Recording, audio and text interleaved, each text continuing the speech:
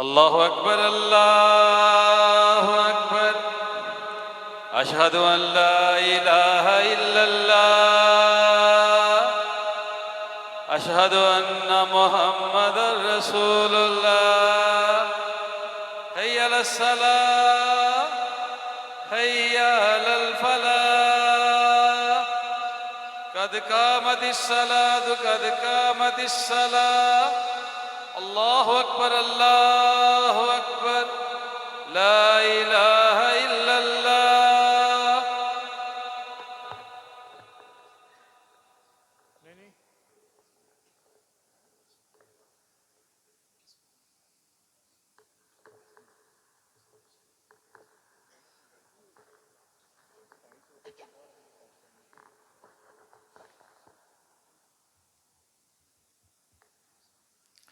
استووا واعتدلوا أقيموا صفوفكم فإن تصفية الصفوف من تمام الصلاة. मिल जाए बराबर हो जाए पाँव के इसके में अच्छी तरह मिला लें. मोबाइल फोन बंद कर लें. अल्लाह अकबर.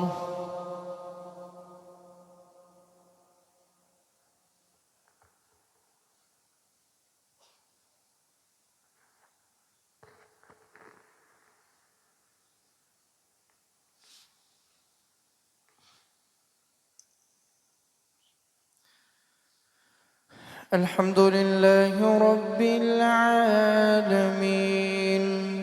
الرحمن الرحيم مالك يوم الدين. إياك نعبد وإياك نستعين. اهدنا الصراط المستقيم صراط الذين أنعمت عليهم غير المغضوب عليهم ولا الضالين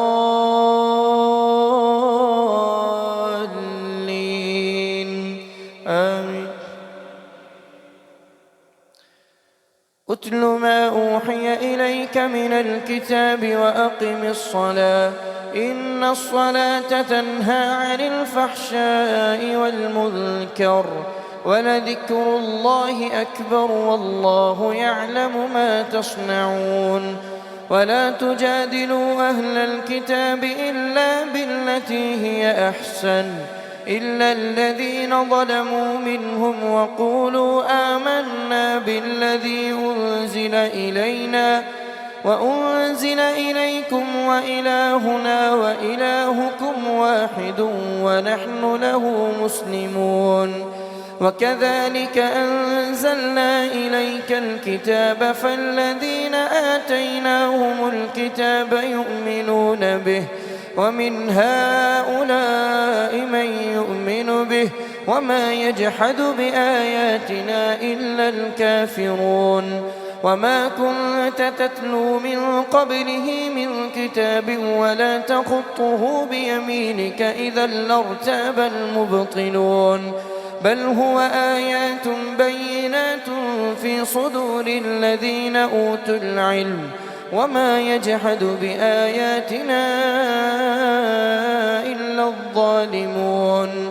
وقالوا لولا أنزل عليه آيات من ربه قل إنما الآيات عند الله وإنما أنا نذير مبين. أولم يكفهم أنا أنزلنا عليك الكتاب يتلى عليهم إن في ذلك لرحمة وذكرى لقوم يؤمنون. قل كفى بالله بيني وبينكم شهيدا يعلم ما في السماوات والأرض والذين آمنوا بالباطل وكفروا بالله أولئك هم الخاسرون. ويستعجلونك بالعذاب ولولا أجل مسمى لجاءهم العذاب وليأتينهم بغتة وهم لا يشعرون.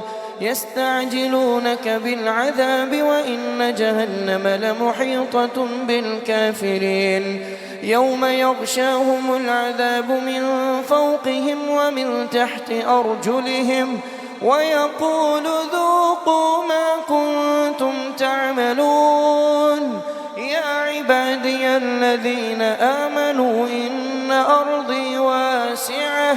إن أرضي واسعة فإياي فاعبدون. كل نفس ذائقة الموت ثم إلينا ترجعون. والذين آمنوا وعملوا الصالحات لنبوئنهم من الجنة غرفا تجري من تحتها الأنهار خالدين فيها ونعم أجر العاملين. الذين صبروا وعلى ربهم يتوكلون. وكأي من دابة لا تحمل رزقها الله يرزقها وإياكم وهو السميع العليم. ولئن سألتهم من خلق السماوات والأرض وسخر الشمس والقمر ليقولن الله فأنى يؤفكون. الله يبسط الرزق لمن يشاء من عباده ويقدر له إن الله بكل شيء عليم. ولئن سألتهم من نزل من السماء ماء فأحيا به الأرض من بعد موتها ليقولن الله قل الحمد لله بل أكثرهم لا يعقلون. وما هذه الحياة الدنيا إلا لهو ولعب وإن الدار الآخرة لهي الحيوان لو كانوا يعلمون.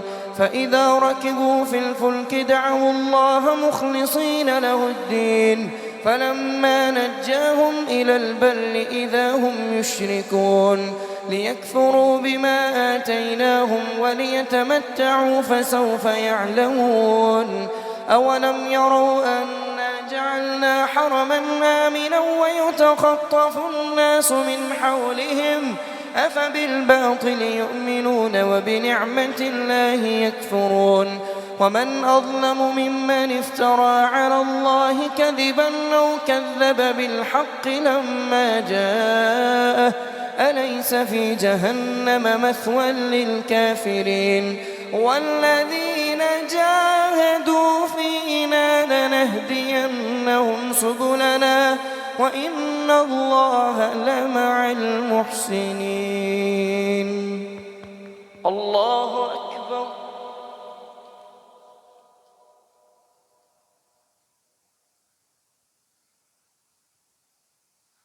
سمع الله لمن حمده. الله أكبر.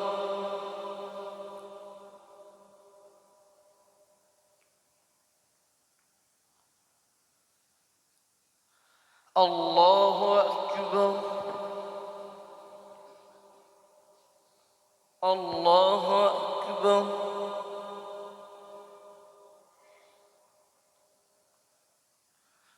الله أكبر.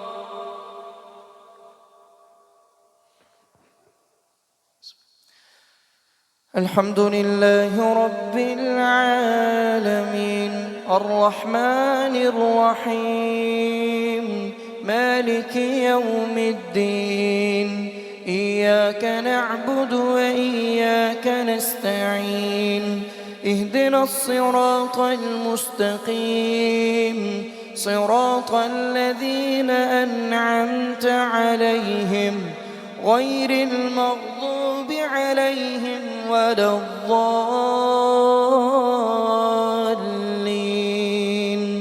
آمين. بسم الله الرحمن ألف لام ميم غلبت الروم في أدنى الأرض وهم من بعد غلبهم سيغلبون في بضع سنين. لله الأمر من قبل ومن بعد ويومئذ يفرح المؤمنون. بنصر الله ينصر من يشاء وهو العزيز الرحيم. وعد الله لا يخلف الله وعده ولكن أكثر الناس لا يعلمون. يعلمون ظاهرا من الحياة الدنيا وهم عن الآخرة هم غافلون أولم يتفكروا في أنفسهم ما خلق الله السماوات والأرض وما بينهما إلا بالحق وأجل مسمى وإن كثيرا من الناس بلقاء ربهم لكافرون أولم يسيروا في الأرض فينظروا كيف كان عاقبة الذين من قبلهم كانوا أشد منهم قوة وأثاروا الأرض وعمروها أكثر مما عمروها وجاءتهم رسلهم بالبينات فما كان الله ليظلمهم ولكن كانوا أنفسهم يظلمون ثم كان عاقبة الذين أساءوا السوء أن كذبوا بآيات الله وكانوا بها يستهزئون الله يبدأ الخلق ثم يعيده ثم إليه ترجعون ويوم تقوم الساعة يبلس المجرمون ولم يكن لهم من شركائهم شفعاء وكانوا بشركائهم كافرين ويوم تقوم الساعة يومئذ يتفرقون فأما الذين آمنوا وعملوا الصالحات فهم في روضة يحبرون وأما الذين كفروا وكذبوا بآياتنا ولقاء الآخرة فأولئك في العذاب محضرون فسبحان الله حين تمسون وحين تصبحون وله الحمد في السماوات والأرض وعشيا وحين تظهرون يخرج الحي من الميت ويخرج الميت من الحي ويحيي الأرض بعد موتها وكذلك تخرجون ومن آياته أن خلقكم من تراب ثم إذا أنتم بشر تنتشرون ومن آياته أن خلق لكم من أنفسكم أزواجا لتسكنوا إليها وجعل بينكم مودة ورحمة إن في ذلك لآيات لقوم يتفكرون ومن آياته خلق السماوات والأرض واختلاف ألسنتكم وألوانكم إن في ذلك لآيات للعالمين ومن آياته منامكم بالليل والنهار وابتغاؤكم من فضله إن في ذلك لآيات لقوم يسمعون ومن آياته يريكم البرق خوفا وطمعا وينزل من السماء ماء فيحيي به الأرض بعد موتها إن في ذلك لآيات لقوم يعقلون ومن آياته أن تقوم السماء والأرض بأمره ثم إذا دعاكم دعوة من الأرض إذا أنتم تخرجون وله من في السماوات والأرض كل له قانتون وهو الذي يبدأ الخلق ثم يعيده ومن يرزقكم من السماء والأرض وهو الذي يبدأ الخلق ثم يعيده ومن يرزقكم منه وهو أهون عليه وله المثل الأعلى في السماوات والأرض وهو العزيز الحكيم الله أكبر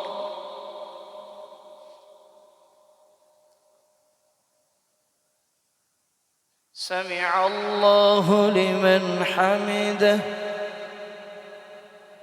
الله أكبر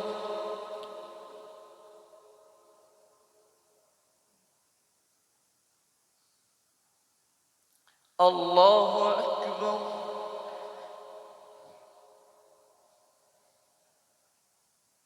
الله أكبر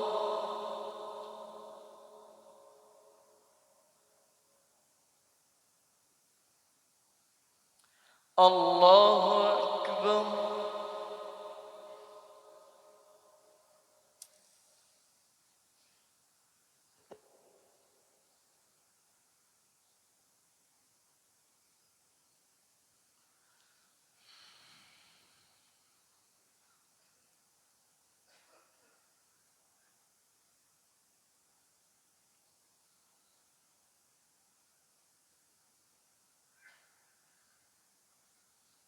الله أكبر.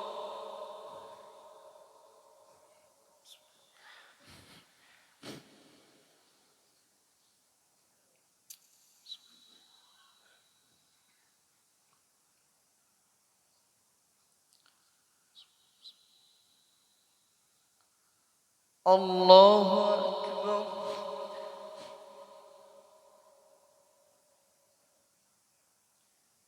سمع الله لمن حمده.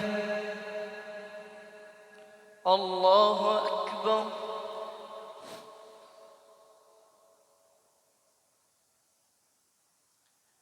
الله أكبر. الله أكبر.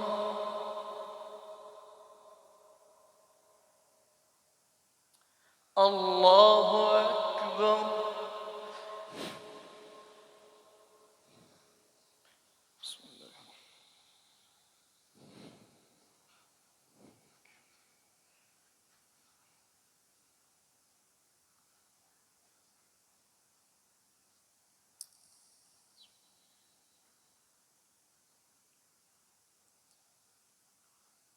الله أكبر. سمع الله لمن حمده. الله أكبر.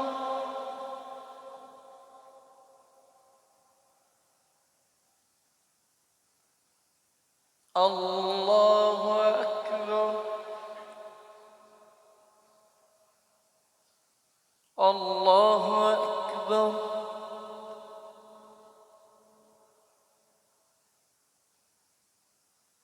الله أكبر.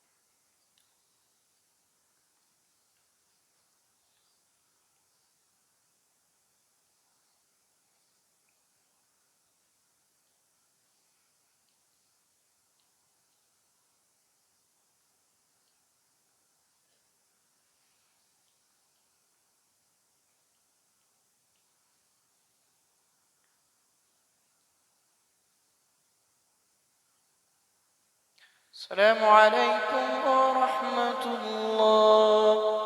السلام عليكم ورحمة الله.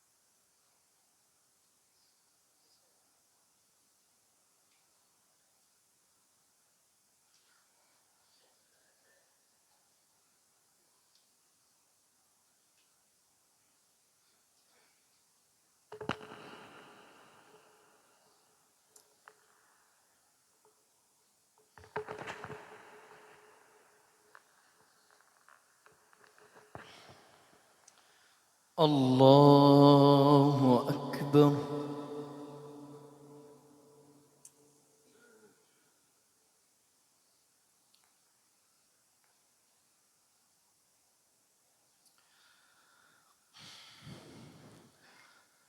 الحمد لله رب العالمين الرحمن الرحيم مالك يوم الدين إياك نعبد وإياك نستعين اهدنا الصراط المستقيم صراط الذين أنعمت عليهم غير المغضوب عليهم ولا الضالين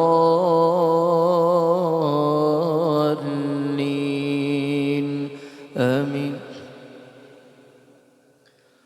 ضرب لكم مثلا من أنفسكم هل لكم مما ملكت أيمانكم من شركاء فيما رزقناكم فأنتم فيه سواء تخافونهم كخيفتكم أنفسكم كذلك نفصل الآيات لقوم يعقلون بل اتبع الذين ظلموا أهواءهم بغير علم فمن يهدي من أضل الله وما لهم من ناصرين فأقم وجهك للدين حنيفا فطرة الله التي فطر الناس عليها لا تبديل لخلق الله ذلك الدين القيم ولكن أكثر الناس لا يعلمون منيبين إليه واتقوه وأقيموا الصلاة ولا تكونوا من المشركين من الذين فرقوا دينهم وكانوا شيعا كل حزب بما لديهم فرحون وإذا مس الناس ضر دعوا ربهم منيبين إليه ثم إذا أذاقهم منه رحمة إذا فريق منهم بربهم يشركون ليكفروا بما آتيناهم فتمتعوا فسوف تعلمون أم أنزلنا عليهم سلطانا فهو يتكلم بما كانوا به يشركون وإذا أذقنا الناس رحمة فرحوا بها وإن تصبهم سيئة بما قدمت أيديهم إذا هم يقنطون أولم يروا أن الله يبسط الرزق لمن يشاء ويقدر إن في ذلك لآيات لقوم يؤمنون فآت ذا القربى حقه والمسكين وابن السبيل ذلك خير للذين يريدون وجه الله وأولئك هم المفلحون وما آتيتم من ربا ليربو في أموال الناس فلا يربو عند الله وما آتيتم من زكاة تريدون وجه الله فأولئك هم المضعفون الله الذي خلقكم ثم رزقكم ثم يميتكم ثم يحييكم هل من شركائكم من يفعل من ذلكم من شيء سبحانه وتعالى عما يشركون ظهر الفساد في البر والبحر بما كسبت أيدي الناس ليذيقهم بعض الذي عملوا لعلهم يرجعون قل سيروا في الأرض فانظروا كيف كان عاقبة الذين من قبل كان أكثرهم مشركين فأقم وجهك للدين القيم من قبل أن يأتي يوم لا مرد له من الله يومئذ يصدعون من كفر فعليه كفره ومن عمل صالحا فلأنفسهم يمهدون ليجزي الذين آمنوا وعملوا الصالحات من فضله إنه لا يحب الكافرين ومن آياته أن يرسل الرياح مبشرات وليذيقكم من رحمته ولتجري الفلك بأمره ولتبتغوا من فضله ولعلكم تشكرون ولقد أرسلنا من قبلك رسلا إلى قومهم فجاءوهم بالبينات فانتقمنا من الذين أجرموا وكان حقا علينا نصر المؤمنين الله الذي يرسل الرياح فتثير سحابا فيبسطه في السماء كيف يشاء ويجعله كسفا فترى الودق يخرج من خلاله فإذا أصاب به من يشاء من عباده إذا هم يستبشرون وإن كانوا من قبل أن ينزل عليهم من قبله لمبلسين فانظر إلى آثار رحمة الله كيف يحيي الأرض بعد موتها إن ذلك لمحيي الموتى وهو على كل شيء قدير ولئن أرسلنا ريحا فرأوه مصفرا لظلوا من بعده يكفرون فإنك لا تسمع الموتى ولا تسمع الصم الدعاء إذا ولوا مدبرين وما أنت بهاد العمي عن ضلالتهم إن تسمع إلا من يؤمن بآياتنا فهم مسلمون الله الذي خلقكم من ضعف ثم جعل من بعد ضعف قوة ثم جعل من بعد قوة ضعفا وشيبة يخلق ما يشاء وهو العليم القدير ويوم تقوم الساعة يقسم المجرمون ما لبثوا غير ساعة كذلك كانوا يؤفكون وقال الذين أوتوا العلم والإيمان لقد لبثتم في كتاب الله إلى يوم البعث فهذا يوم البعث ولكنكم كنتم لا تعلمون فيومئذ لا ينفع الذين ظلموا معذرتهم ولا هم يستعتبون ولقد ضربنا للناس في هذا القرآن من كل مثل ولئن جئتهم بآية ليقولن الذين كفروا إن أنتم إلا مبطلون كذلك يطبع الله على قلوب الذين لا يعلمون فاصبر إن وعد الله حق ولا يستخفنك من المؤمنين الله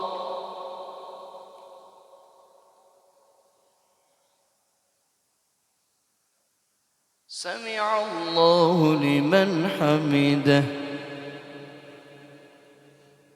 الله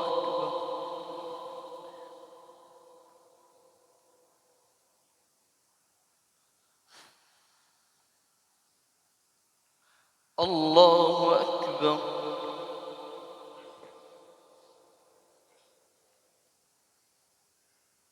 الله أكبر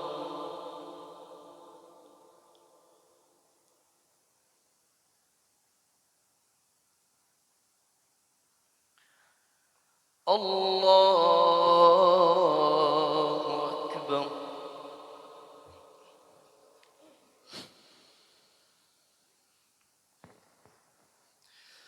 الحمد لله رب العالمين الرحمن الرحيم مالك يوم الدين إياك نعبد وإياك نستعين اهدنا الصراط المستقيم صراط الذين أنعمت عليهم غير المغضوب عليهم ولا الضالين آمين فاصبر إن وعد الله حق ولا يستخفنك الذين لا يوقنون بسم الله الرحمن الرحيم ألف لام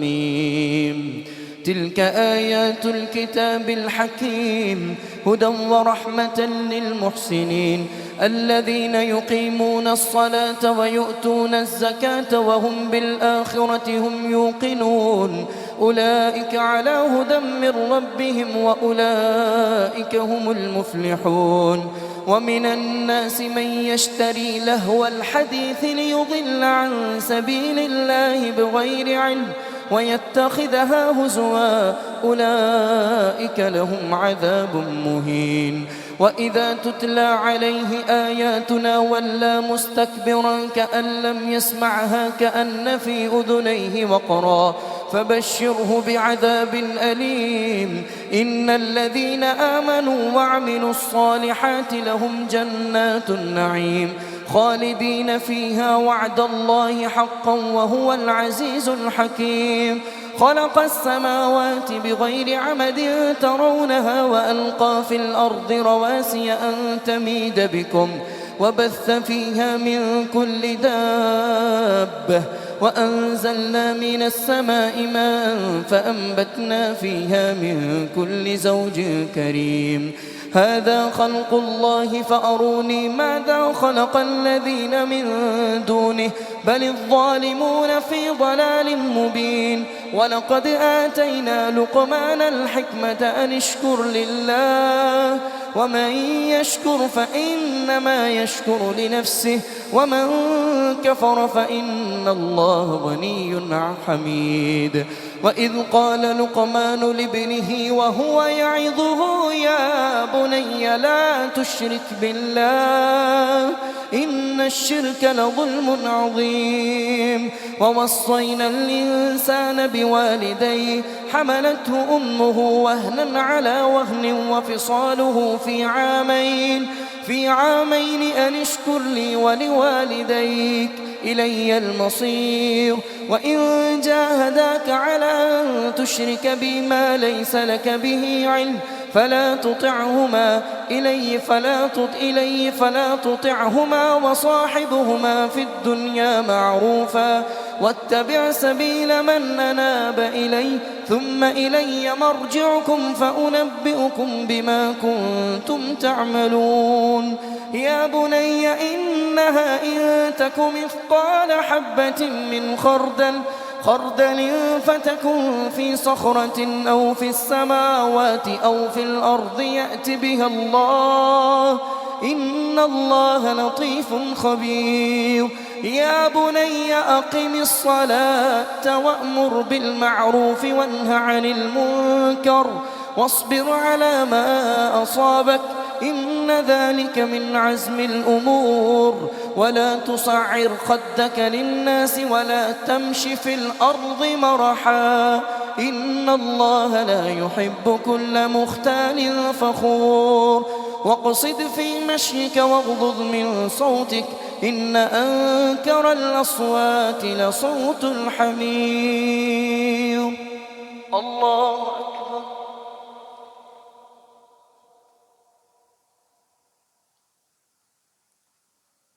سمع الله لمن حمده الله أكبر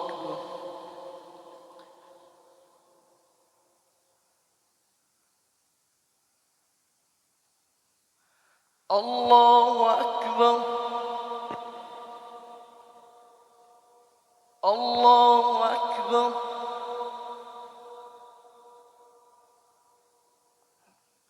الله أكبر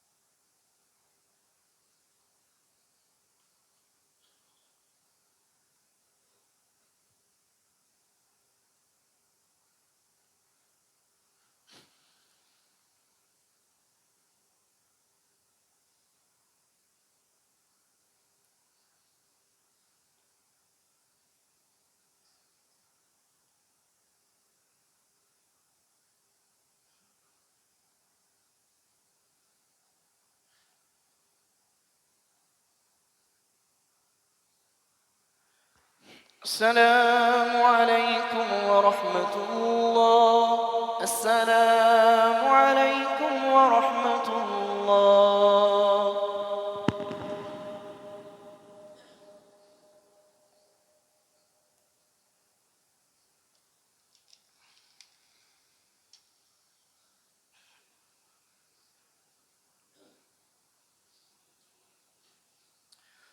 दूसरी रकत में इंशाल्लाह सजदा तिलावत होगा। दूसरी रकत में इंशाल्लाह सजदा तिलावत होगा।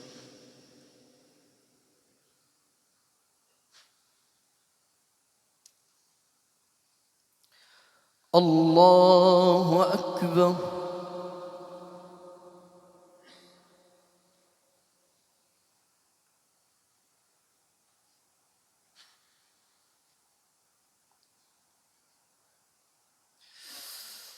الحمد لله رب العالمين الرحمن الرحيم مالك يوم الدين إياك نعبد وإياك نستعين اهدنا الصراط المستقيم صراط الذين أنعمت عليهم غير المغضوب عليهم ولا الضالين آمين. ألم تروا أن الله سخر لكم ما في السماوات وما في الأرض وأسبغ عليكم نعمه ظاهرة وباطنة ومن الناس من يجادل في الله بغير علم ولا هدى ولا كتاب منير وإذا قيل لهم اتبعوا ما أنزل الله قالوا بل نتبع ما وجدنا عليه آباءنا أولو كان الشيطان يدعوهم إلى عذاب السعير ومن يسلم وجهه إلى الله وهو محسن فقد استمسك بالعروة الوثقى وإلى الله عاقبة الأمور.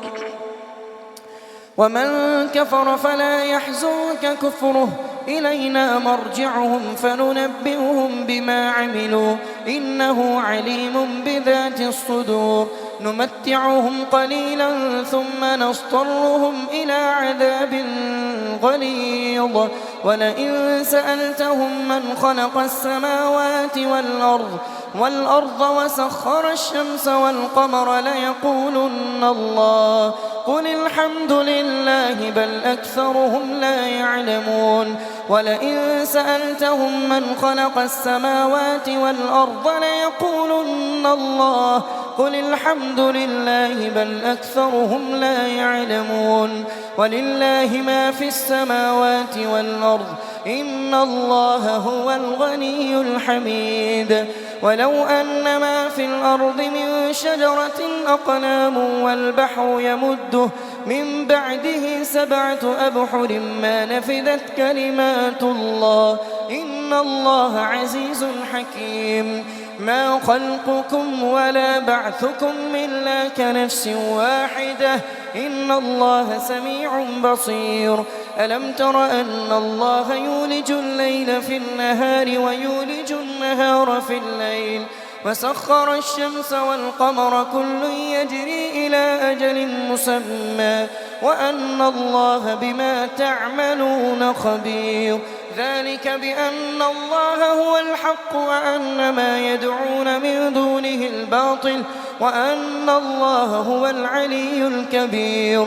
ألم تر أن الفلك تجري في البحر بنعمة الله ليريكم من آياته إن في ذلك لآيات لكل صبار شكور.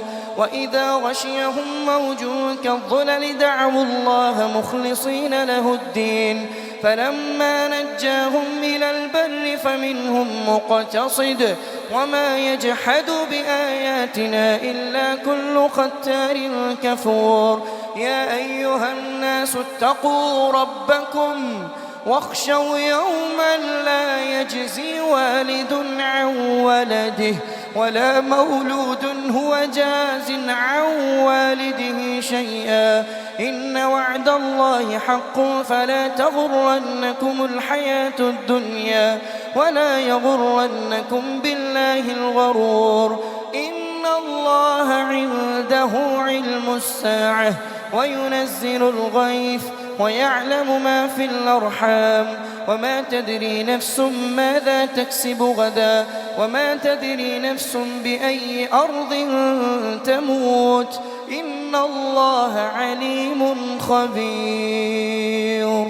بسم الله الرحمن الرحيم. ألف لام ميم تنزيل الكتاب لا ريب فيه من رب العالمين. أم يقولون افترى بل هو الحق من ربك لتنذر قوما ما أتاهم من نذير من قبلك لعلهم يهتدون. الله الذي خلق السماوات والأرض وما بينهما في 6 أيام ثم استوى على العرش ما لكم من دونه من ولي ولا شفيع أفلا تتذكرون. يدبر الأمر من السماء إلى الأرض ثم يعرج إليه في يوم كان مقداره 1000 سنة مما تعدون.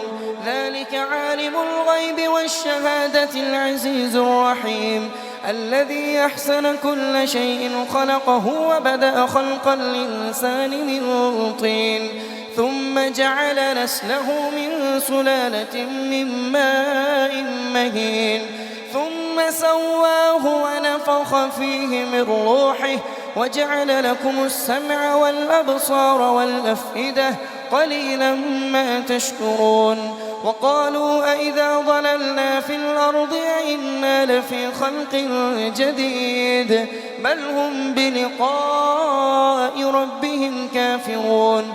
قل يتوفاكم ملك الموت الذي وكل بكم ثم إلى ربكم ترجعون. الله أكبر.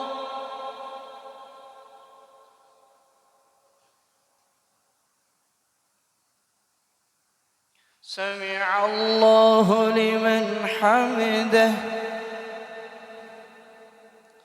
الله أكبر.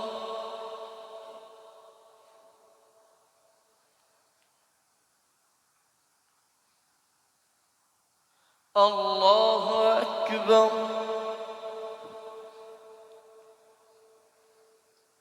الله أكبر.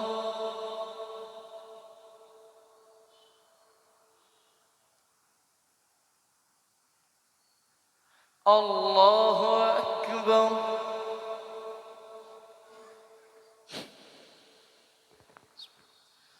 الحمد لله رب العالمين الرحمن الرحيم مالك يوم الدين إياك نعبد وإياك نستعين اهدنا الصراط المستقيم صراط الذين أنعمت عليهم غير المغضوب عليهم ولا الضالين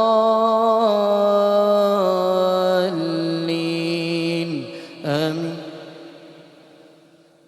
ولو ترى إذ المجرمون ناكسوا رؤوسهم عند ربهم ربنا أبصرنا وسمعنا فارجعنا نعمل صالحا إنا موقنون. ولو شئنا لآتينا كل نفس هداها ولكن حق القول مني لأملأن جهنم من الجنة والناس أجمعين. فذوقوا بما نسيتم لقاء يومكم هذا إنا نسيناكم وذوقوا عذاب الخلد بما كنتم تعملون. إنما يؤمن بآياتنا الذين إذا ذكروا بها خروا سجدا وسبحوا بحمد ربهم وهم لا يستكبرون. الله أكبر.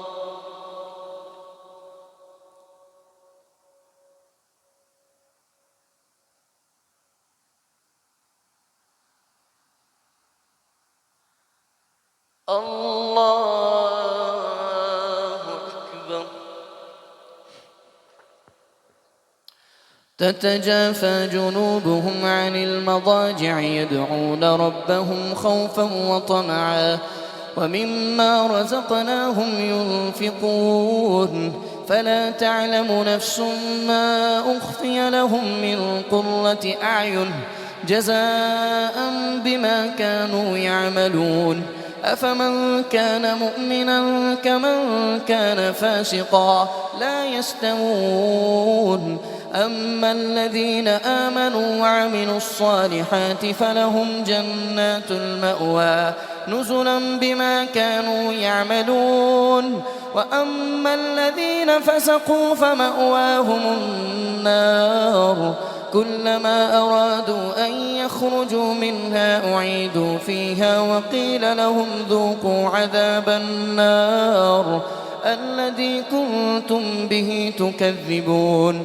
ولنذيقنهم من العذاب الأدنى دون العذاب الأكبر لعلهم يرجعون ومن أظلم ممن ذكر بآيات ربه ثم أعرض عنها إنا من المجرمين منتقمون ولقد آتينا موسى الكتاب فلا تكن في مرية من لقائه وجعلناه هدى لبني إسرائيل وجعلنا منهم أئمة يهدون بأمرنا لما صبروا وكانوا بآياتنا يوقنون إن ربك هو يفصل بينهم يوم القيامة فيما كانوا فيه يختلفون أفلم يهد لهم كم أهلكنا من قبلهم من القرون يمشون في مساكنهم إن في ذلك لآيات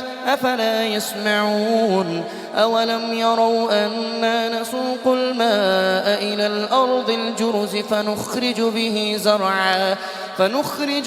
زرعا تأكل منه أنعامهم وأنفسهم أفلا يبصرون ويقولون متى هذا الفتح إن كنتم صادقين قل يوم الفتح لا ينفع الذين كفروا إيمانهم ولا هم ينظرون فأعرض عنهم وانتظر إنهم منتظرون الله أكبر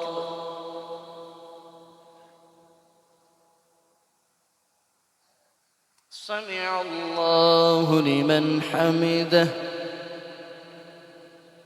الله أكبر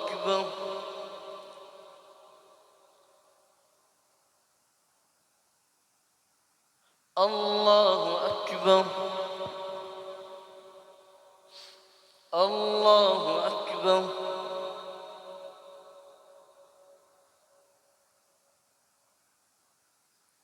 الله أكبر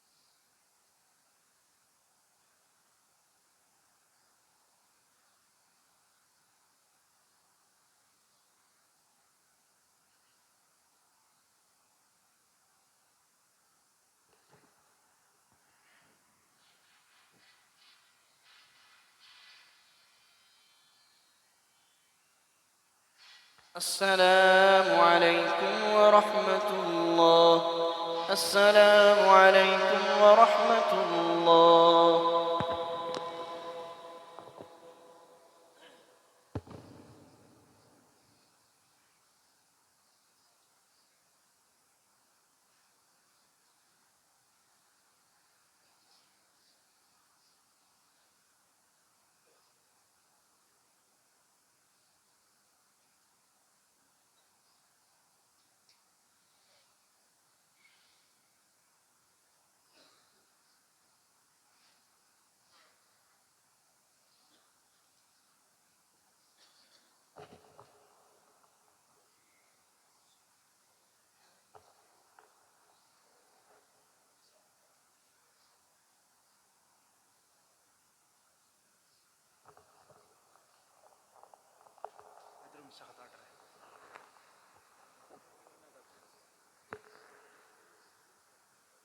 بسم اللہ والصلاة والسلام علی رسول اللہ اما بعد۔ سورہ النمل کے اندر ایک بڑا اہم واقعہ قرآن کا حضرت سلیمان علیہ السلام کا ہے، اور وہ واقعہ بڑی اہمیت والا ہے۔ اللہ تعالیٰ نے قرآن پاک کے اندر دو طرح کے واقعات اور دو طرح کے لوگوں کا تذکرہ کیا ہے۔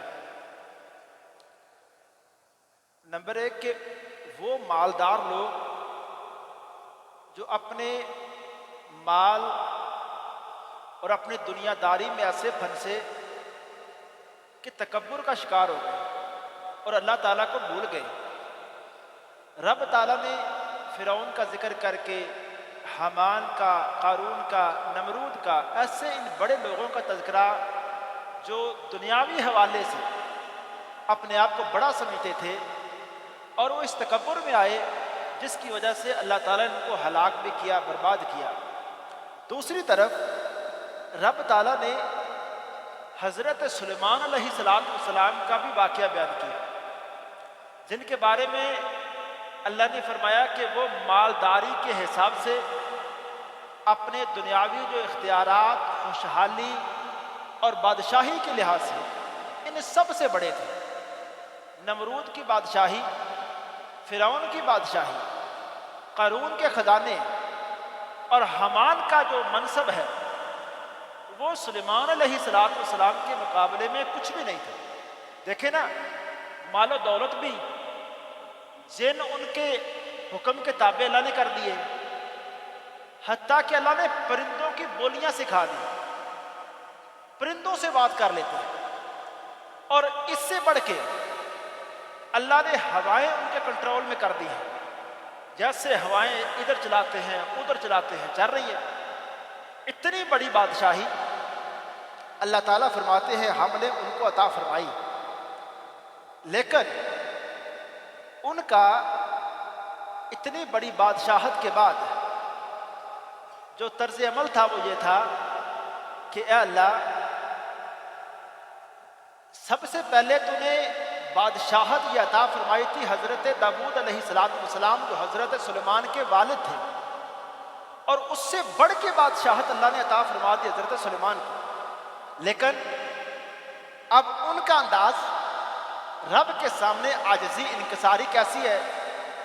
ایک لمحے کے لیے بھی انہوں نے نہیں کہا کہ اللہ یہ جو بادشاہی ہے میرے والد کو ملی اور وراثت میں مجھے مل گئی، یہ میرے والد کی وجہ سے مجھے مل گئی، بلکہ نہیں کہا اللہ تمام تعریفیں اللہ کے لیے جس نے انعامات کیے میرے اوپر اور میرے والد کے اوپر۔ اور اس کے بعد کہا رب اوزعنی ان اشکر نعمتک، اے اللہ رب اوزعنی، اللہ میرے رب مجھے اب توفیق دے، اتنی تیری بڑی بڑی نعمتیں، یہ خوشحالیاں، یہ بادشاہت اللہ میں نے، میرے والد نے، میرے خاندان نے اللہ اس کو انجوائے کیا ہے، اس خوشحالیوں کو اللہ دیکھا ہے، تو اللہ رب اوزعنی، میرے رب مجھے اب توفیق بھی دے کہ تیرے ان ساری نعمتوں کا، انعام و اکرام کا اللہ میں شکر بھی ادا کر سکوں۔ اللہ میں تیرا جو میرے اوپر انعام تھا، میرے والد کے اوپر انعام تھا، اللہ اس کا شکر ادا کر سکوں، اور اللہ مجھے اس بات کی بھی توفیق دے کہ میں نیک کام کر سکوں، اور مجھے اللہ اس بات کی توفیق دے کہ مجھے اللہ فوت کر کے نیک بندوں کی صف میں شامل کر لے۔ میں یہاں صرف یہ بات کہنا چاہتا ہوں، قرآن دو طرح کے واقعات بنا کے ہمارا ذہن بناتا ہے۔ قرآن کہتا ہے یہ بھی مالدار تھے نا، یہ بھی تو بادشاہ تھے، لیکن ان کے اندر عاجزی کیا ہے؟ وہ کہتے ہیں یہ مال، یہ بادشاہت، کہتے ہیں یہ کس کا فضل ہے؟ یہ اللہ تعالیٰ کا فضل مبین ہے۔ انہوں نے کہا ایک لمحے کے لیے بھی نہیں کہا کہ یہ وراثتاً میرے والد سے وراثت چلی آ رہی ہے اب مجھے مل گئی ہے، بس یہ دنیا میں ایسے ہوتا ہے، نہیں کہا میرے والد کو جو بادشاہت ملی تھی اب ان کے بعد مجھے بادشاہت مل گئی ہے، یہ خوشحالیاں میرے خاندان کو ایک لمبے عرصے سے حاصل ہے، کہا یہ سب کچھ میرے رب کا فضل ہے۔ اور ایک چونٹی کے پاس سے گزرے، ایک چونٹی کے پاس سے یہ جملے انہوں نے اس وقت کہے جب ایک چونٹی کو دیکھا جس نے حضرت سلیمان کے لشکر کو آتے دیکھا. اس نے سب کو بولا ادخلوا مساکنکم، چونٹیوں کو بولا کہ اپنے اپنی بلوں کے اندر داخل ہو جاؤ، سلیمان اور ان کا لشکر آ رہا ہے. ایسا نہ ہو کہ وہ لشکر تمہیں نیچے رون دے اور ان کو پتہ ہی نہ چلے. حضرت سلیمان کی کانوں تک چونٹی کی آواز آئی اور اس وقت انہوں نے اللہ کا شکر ادا کیا، کہا اللہ تیرا کتنا کرم ہے، چونٹی کی آواز تک میرے کانوں میں آ رہی ہے. اللہ مجھے اس کی آواز سمجھ بھی آ رہی ہے وہ کیا کہہ رہی ہے. یہ جو اتنے بڑے انعامات میرے بھائی، اسلام ہرگز ایسا دین، ایسی دنیا یا ایسا پیغام میرے آپ کے سامنے نہیں رکھتا کہ آپ دنیا میں مال نہ کمائیں، دنیا میں اپنے لیے خوشحالیاں اکٹھی نہ کریں، اپنی زندگی کو زیادہ سے زیادہ وسائل اکٹھے کر کے آسان نہ کریں. اسلام ہمیں اس طرح کا مذہب ہے، ایسا دین ہے. زکوٰۃ کا کنسیپٹ ختم ہو جاتا ہے اگر مال کمانے کی اجازت نہ ہو. مال کمانا اسی لیے تو جائز ہے، اس میں زکوٰۃ رکھی گئی ہے. اگر زکوٰۃ نہ ہو تو مال کمانے کا مقصد ختم ہو جاتا ہے. اس لیے میرے بھائی اصل قرآن پاک ہمارا ذہن بناتا ہے دنیا میں مال کمائیے، خوشحالی اکٹھی کیجیے اپنے لیے، وسائل زیادہ سے زیادہ اپنے لیے اکٹھے کریں، لیکن اس سارے کام کو اپنا مقصد زندگی نہ بنائیں.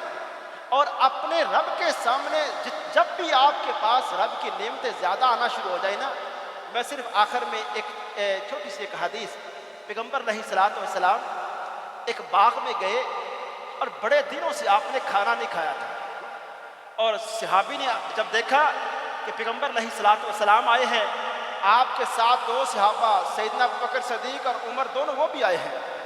اب اس بندے کی قسمت کے کیا کہنے جس کے مہمان بنے کائنات کا امام اور اس امت کے دو بہترین شخص وہ مہمان بنے. اس نے ایک بکری کو ذبح کیا، کھانا پیش کیا، کھجوریں پیش کی. پہلے آپ نے کھجوریں کھائیں، پھر آپ نے بکری کا گوشت وہ کھایا. سب کچھ اللہ کی نعمتیں کھانے کے بعد آپ نے ایک آیت پڑھی سیدنا صدیق کے سامنے، کہا صدیق آپ جانتے ہیں یہ ہم نے نعمتیں کھائی ہیں لیکن اللہ کا ایک فرمان ہے کہ سورہ التکاثر کے اندر لَتُسْأَلُنَّ يَوْمَئِذٍ لَتُسْأَلُنَّ ثُمَّ لَتُسْأَلُنَّ يَوْمَئِذٍ عَنِ النَّعِيمِ. اے پیغمبر لازمی ضرور یعنی لَتُسْأَلُنَّ کا اگر معنی میں پورے اس لفظ کے گرامر کو سامنے رکھ کے کروں تو معنی بنتا ہے کہ پیغمبر قسم ہے آپ کو کہ آپ سے ہر اس نعمت کے بارے میں پوچھا جائے گا جو نعمتیں آپ کو دی گئی ہے. تو فرمایا صدیق یہ جو کھانے ہیں، جو نعمتیں ہیں، اس کے بارے میں بھی ایک دن آنا ہے، اللہ نے سوال کرنا ہے. اس لیے جب بھی ہمارے پاس خوشحالی آئے ہم اللہ کے سامنے اور عاجز اور انکسار ہوتے جائیں. اصل زندگی یہ ہے. السلام علیکم.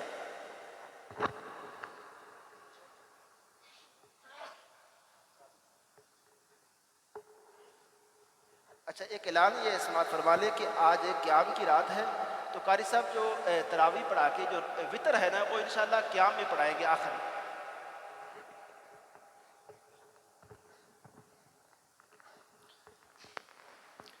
اللہ اکبر.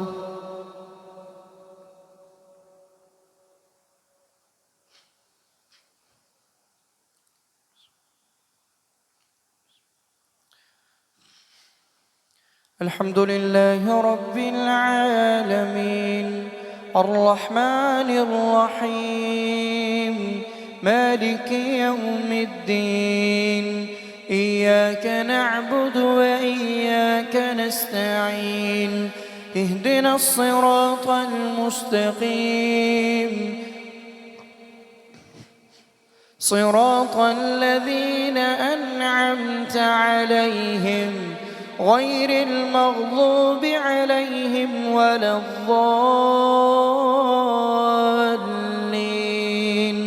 آمين.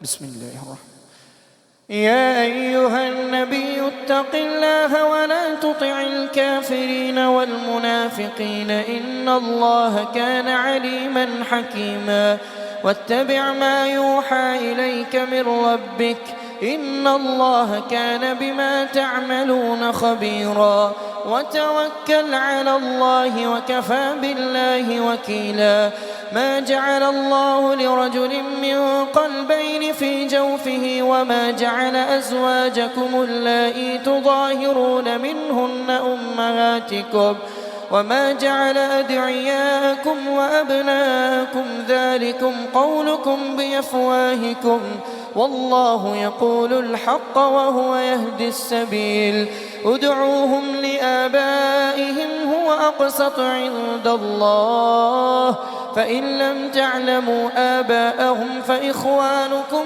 في الدين ومواليكم وليس عليكم جناح فيما أخطأتم به ولكن ما تعمدت قلوبكم وكان الله غفورا رحيما النبي أولى بالمؤمنين من أنفسهم وأزواجه أمهاتهم وأولو الأرحام بعضهم أولى ببعض في كتاب الله من المؤمنين والمهاجرين إلا أن تفعلوا إلى أوليائكم معروفا كان ذلك في الكتاب مسطورا وإذ أخذنا النبيين ميثاقهم ومنك ومن نوح وإبراهيم وموسى وعيسى بن مريم وأخذنا منهم ميثاقا غليظا ليسأل الصادقين عن صدقهم وأعد للكافرين عذابا أليما يا أيها الذين آمنوا اذكروا نعمة الله عليكم إذ جاءتكم جنود فأرسلنا عليهم ريحا وجنودا لم تروها وكان الله بما تعملون بصيرا إذ جاءوكم من فوقكم ومن أسفل منكم وإذ زاغت الأبصار وبلغت القلوب الحناجر وتظنون بالله الظنونا هنالك ابتلي المؤمنون وزلزلوا زلزالا شديدا وإذ يقول المنافقون والذين في قلوبهم مرض ما وعدنا الله ورسوله إلا غرورا وإذ قالت طائفة منهم يا أهل يثرب لا مقام لكم فارجعوا ويستأذن فريق منهم النبي يقولون إن بيوتنا عورة وما هي بعورة إن يريدون إلا فرارا ولو دخلت عليهم من أقطارها ثم سئلوا الفتنة لآتوها وما تلبثوا بها إلا يسيرا ولقد كانوا عاهدوا الله من قبل لا يولون الأدبار وكان عهد الله مسؤولا قل لن ينفعكم الفرار إن فررتم من الموت أو القتل وإذا لا تمتعون إلا قليلا قل من ذا الذي يعصمكم من الله إن أراد بكم سوءا أو أراد بكم رحمة ولا يجدون لهم من دون الله وليا ولا نصيرا الله أكبر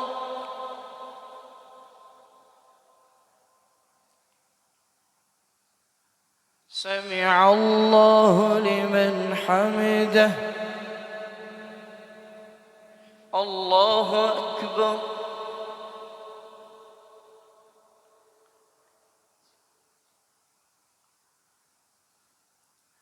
الله أكبر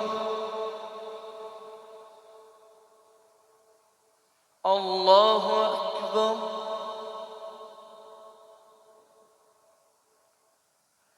الله أكبر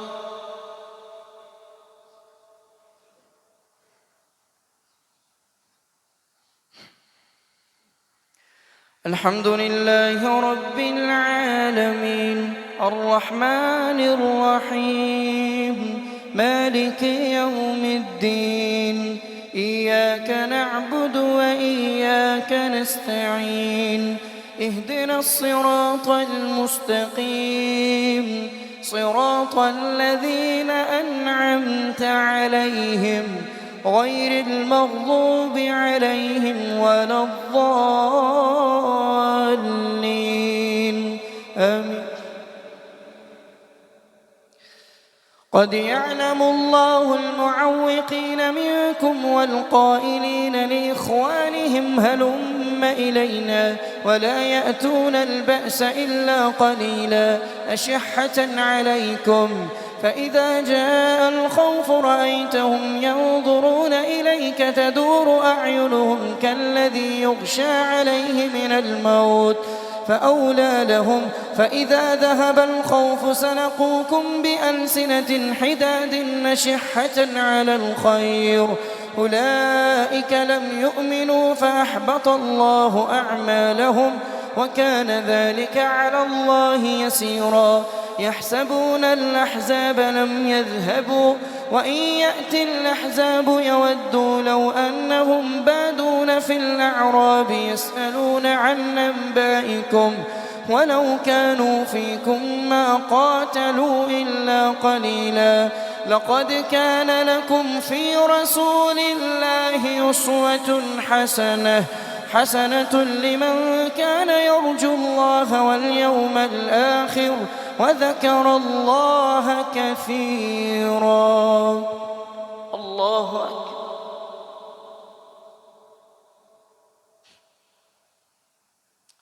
سمع الله لمن حمده. الله أكبر.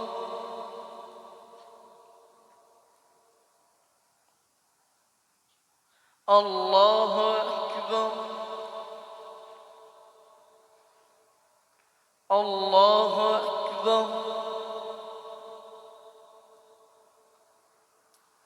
الله أكبر.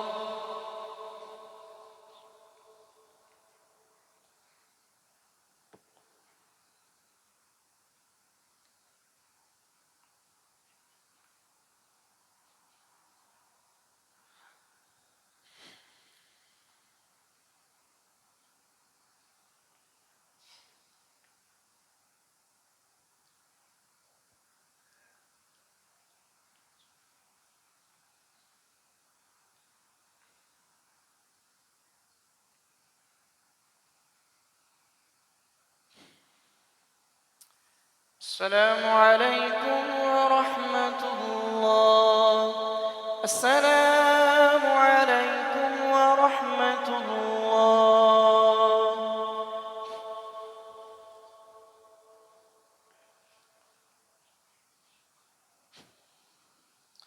الله أكبر.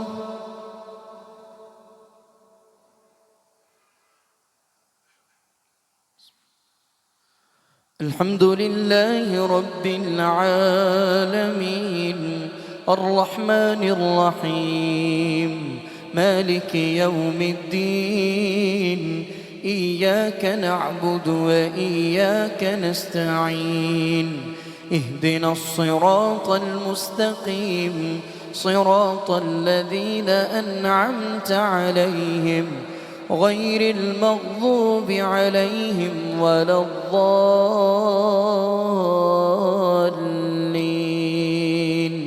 آمين. ولما رأى المؤمنون الأحزاب قالوا هذا ما وعدنا الله ورسوله وصدق الله ورسوله وما زادهم إلا إيمانا وتسليما. من المؤمنين رجال صدقوا ما عاهدوا الله عليه فمنهم من قضى نحبه ومنهم من ينتظر وما بدلوا تبديلا ليجزي الله الصادقين بصدقهم ويعذب المنافقين إن شاء أو يتوب عليهم إن الله كان غفورا رحيما. ورد الله الذين كفروا بغيظهم لم ينالوا خيرا وكفى الله المؤمنين القتال وكان الله قويا عزيزا وأنزل الذين ظاهروهم من أهل الكتاب من صياصيهم وقذف في قلوبهم الرعب فريقا تقتلون وتأسرون فريقا وأورثكم أرضهم وديارهم وأموالهم وأرضا لم تطئوها وكان الله على كل شيء قديرا. الله أكبر.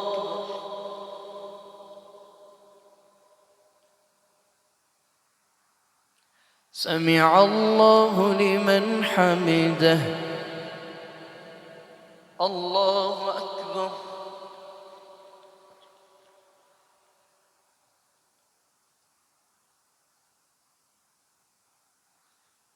الله أكبر.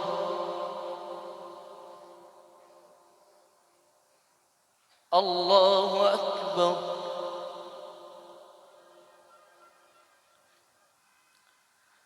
الله أكبر. الحمد لله رب العالمين الرحمن الرحيم مالك يوم الدين إياك نعبد وإياك نستعين اهدنا الصراط المستقيم صراط الذين أنعمت عليهم غير المغضوب عليهم ولا الضالين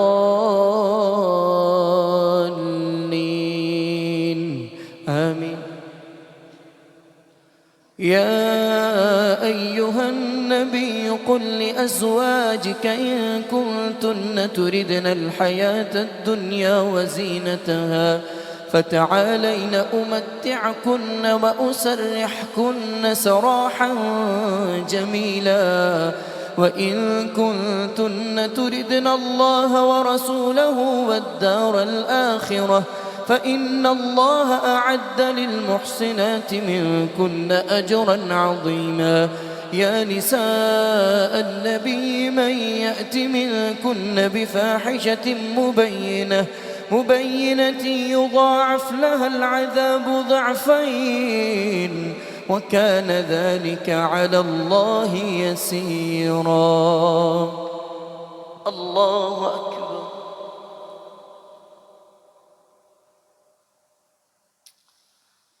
سمع الله لمن حمده. الله أكبر.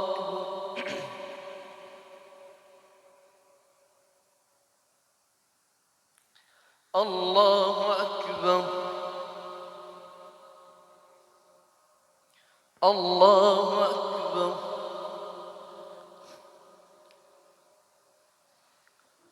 الله أكبر.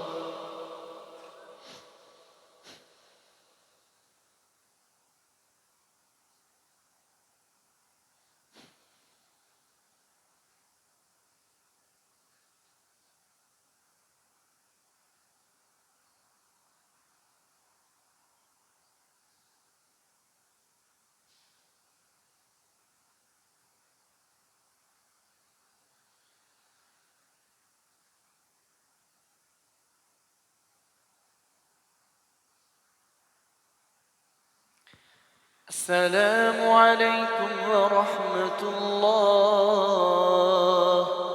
السلام عليكم ورحمة الله.